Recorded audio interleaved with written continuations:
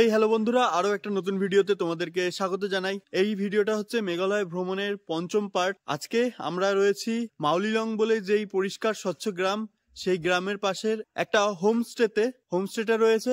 দেখো কিছুটা এই যে এইরকম। তো আজকে সকাল সকাল বেরিয়ে পড়বো লিভিং রুফড ব্রিজ দেখবার জন্য। তো এখানটাতে আর বেশি সময় নষ্ট না করে আমরা আবার রওনা দেবো। তো বন্ধুরা, গাড়িতে এখন আবার আমাদের লাগেজ গুলো উঠাচ্ছি। এবার আমরা যাব ফার্স্ট লিভিং রুফড ব্রিজের দিকে। তো বন্ধুরা, মাউলিলং গ্রাম থেকে কিন্তু লিভিং রুফড ব্রিজটা খুবই কাছাকাছি। তো এখন আমরা চলে এসেছি লিভিং রুফড দিকে যাওয়ার, এই যে সেই রাস্তা। আর এখানটাতে কিন্তু প্রচুর হোমস্টে রয়েছে, তোমাদেরকে দেখাচ্ছি। এই দেখো, এই একটা হোমস্টে রয়েছে, ওই একটা রয়েছে। আশেপাশে থাকার জন্য কিন্তু প্রচুর হোমস্টে রয়েছে। বাকি যাচ্ছি এখন লিভিং রুফড ব্রিজের দিকে। দেখি ওখানটাতে টিকিটের দাম কি আছে।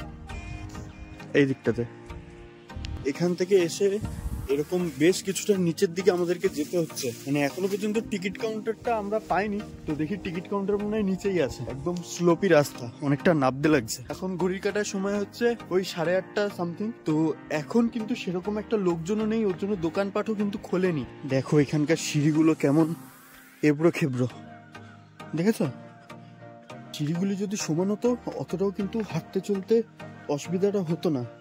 বাট এই জায়গাটা একটুখানি অসুবিধা হচ্ছে। 40 পার হেড।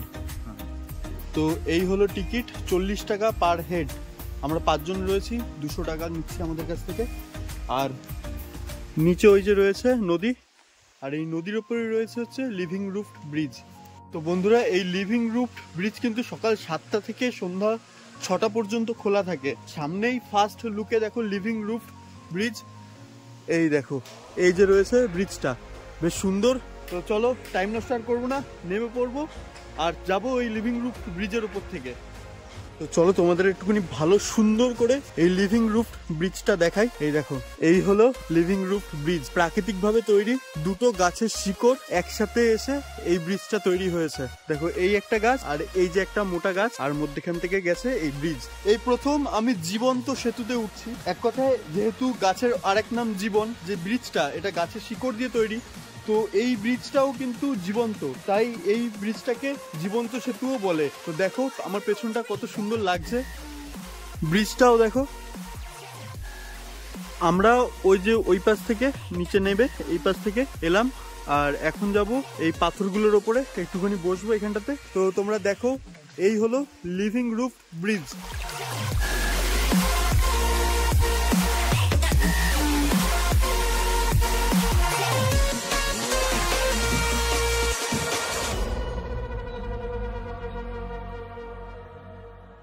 খুব সুন্দর লাগছে এই জায়গাটাতে, কেননা এই দেখো পুরো পাথরের খাঁজ বেয়ে বেয়ে এখানটাতে জল পড়ছে। আমি যেই জায়গাটাতে দাঁড়িয়ে আছি এটা একটা পাথরের উপরে দাঁড়িয়ে আছি। বর্ষার টাইমে যখন তোমরা আসবে তখন কিন্তু তোমরা এই পাথরের ওপরটাতে, মানে নদীর মধ্যেখানটাতে এসে দাঁড়াতে পারবে না। এই জায়গাটাতে জল থাকবে, স্রোত থাকবে, পুরো একদম ব্রিজের তলায় কি আছে না আছে সবকিছুই দেখতে পাবো। জায়গাটা সত্যি এতটা সুন্দর, যেতে ইচ্ছা করছে না জায়গাটাকে ছেড়ে। কিন্তু কি আর করা যাবে, নেক্সট আমাদেরকে আবার শিলংয়েও পৌঁছাতে লাগবে। নদীটার কি নাম সেটা ঠিক জানি না, হয়তো কোনো একটা পাহাড়ি নদী হবে হয়তো। তো যাই হোক, ব্রিজটা কিন্তু মারাত্মক, এটা বলতে হবে। আর এই পেছনে ব্রিজ, আর সামনে দেখো কত সুন্দর এই নদীটা বয়ে চলে গেছে এই এবড়ো খেবড়ো পাথরের ওপর থেকে। তো আমরা আর এখানটাতে বেশি লেট করব না, বেরিয়ে যাবো এখান থেকে। শিলং যাব, শিলংয়ে গিয়ে কিছু ভিউ পয়েন্ট আছে সেইগুলো ঘুরবো। তো টাটা লিভিং রুফ ব্রিজ। এখন আবার যাচ্ছি এই এতগুলো সিঁড়ি ভেঙে যাব গাড়ি পার্কিং এর ওখানটাতে।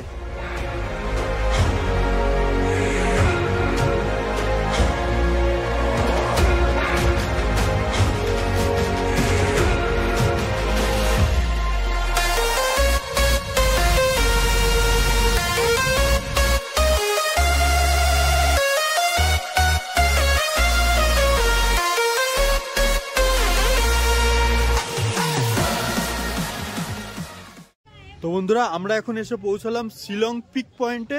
আর এইখানটাতে কিন্তু আমাদের যে গাড়ি, সেই গাড়ি শিলং একদম পিক পয়েন্টের ভেতর পর্যন্ত নিয়ে যেতে পারবে না। ওর জন্য আমাদেরকে প্রথমে নিজেদের টিকিট করাতে লাগবে, সাথে আলাদা করে একটা গাড়ি নিতে লাগবে। যে পেছনে রয়েছে টিকিট কাউন্টার, এখান থেকে টিকিটটা কাটবো। আর আমরা এই যে গাড়ি দেখতে পাচ্ছ, এই গাড়িতে করে যাব পিক পয়েন্ট পর্যন্ত। পিক পয়েন্টের গাড়ির স্ট্যান্ড এইখানটাতেই কিন্তু আমাদের গাড়িটা রাখা হলো। আর এই যে ছোট ছোট গাড়ি ভাড়া করে নিয়ে যাওয়া হচ্ছে শিলং পিক পয়েন্ট পর্যন্ত। তোমরা যারা শিলং পিক পয়েন্ট ঘুরতে আসবে তারা কিন্তু অবশ্যই তোমাদের ভ্যালিড যে ফটো আইডি সেটা সাথে রাখবে, কেননা সামনেই আছে এয়ারফোর্স বেস ক্যাম্প, তো ওইখানটা তোমাদের আইডিটা চেকিং হবে।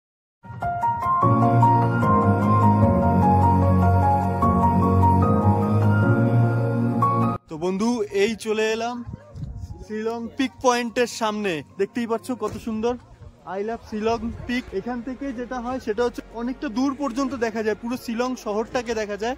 তো চলো তোমাদেরকে দেখাচ্ছি। দেখো ওই যে রয়েছে শিলং পুরো শহর। তো বন্ধুরা এই যে চলে এসেছি পুরো শিলং শহরের একদম টপ, সব থেকে টপ জায়গায়, যেখান থেকে পুরোপুরি শিলং শহরটা খুব সুন্দরভাবে দেখা যাচ্ছে।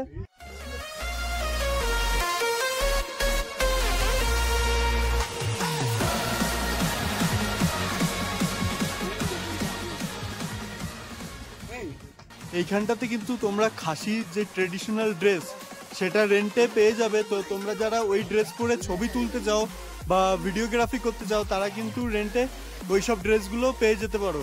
তো তোমাদেরকে দেখাচ্ছি এখানটাতে সেই ড্রেসের রেন্ট কত। আর এখন আমি উঠবো এই যে টাওয়ারটার উপরে, দেখি টাওয়ারটার থেকে কেমন দেখতে লাগে। ও দেখো কত সুন্দর, কত মানে সব থেকে টপ। আর আমার নিচে কত মানুষ, কত ঘর, কত বাড়ি রয়েছে, কত গাড়ি রয়েছে, আর সেই লাগছে এই জায়গাটা থেকে। তো বন্ধুরা চলো দেখি এবার এখান থেকে খাসি যে ড্রেসগুলো সেগুলোর দাম কিরকম কি আছে রেন্টে নিলে। এই যে এইখানটাতে পাওয়া যাচ্ছে খাসি ড্রেস। তো চলো यहाँ पे खासी ट्रेडिशनल ड्रेस रेंट कितना है? 100। দেখো এখানটাতে কত সুন্দর হার রয়েছে, চেন রয়েছে, চশমা রয়েছে, সাথে ব্যাগ রয়েছে, এই যে এরকম মাথায় দেওয়ার জন্য মুকুট রয়েছে, সাথে এই যে দেখো ড্রেস রয়েছে। আর তোমরা কিন্তু এই যে এরকম এরকম সুন্দর সুন্দর ফটো এই জায়গাটাতে তুলতে পারবে। তো বন্ধুরা শিলং পিক পয়েন্ট ঘুরে কিন্তু আবার আমরা চলে এসেছি আমাদের গাড়ির কাছে। মানে এটা হচ্ছে শিলংয়ের একদম টপ।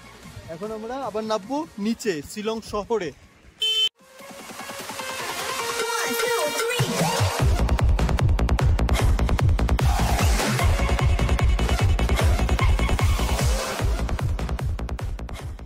তো বন্ধুরা ঘড়ির কাঁটায় এখন সময় 8:30। আর আমরা এসে পৌঁছালাম গুয়াহাটি রেলওয়ে স্টেশনের পাশে হোটেল অ্যাজোলা নাম হোটেলটা। তো এই হোটেলটা আগেও তোমাদেরকে আমি দেখিয়েছি, এখন আর দেখাচ্ছি না। শিলং থেকে গাড়িতে করে গুয়াহাটি পর্যন্ত আসতে বেশ অনেকটাই রাস্তা ছিল, অনেকটা জার্নি হয়ে গেছিল। তো সেই কারণে হোটেলে ঢুকে স্নান করে ফ্রেশ হয়ে তোমাদের সাথে কথা বলছি। এইখানটাতে থাকবো, এখানটাতে ডিনার করব, ডিনার করে রাত্রেবেলা ঘুমিয়ে পড়বো। পরের দিন সকালবেলা আমরা গুয়াহাটি সাইট সিন করতে বেরিয়ে পড়বো। তো আর বেশি সময় নষ্ট করবো না, এখন যাব স্টেশনের কাছে, সেখান থেকে খাবার এনে রাতে ডিনার করে শুয়ে পড়বো। পরের দিন সকালবেলা আবার তোমাদের সাথে কথা বলবো। তো টাটা।